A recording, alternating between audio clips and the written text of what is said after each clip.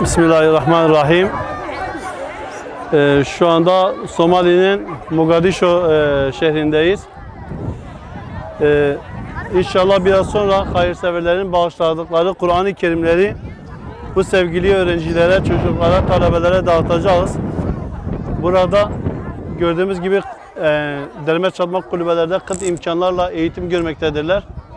Biz de imkanlarımız ölçüsünde onlara inşallah Kur'an-ı Kerimleri dağıtacağız. Allah hayırseverlerin hayrını kabul etsin. Bu çocukların, bu öğrencilerin, bu masumların dualarında onlara inşallah yer edinsin. Allah hayırlarını kabul etsin.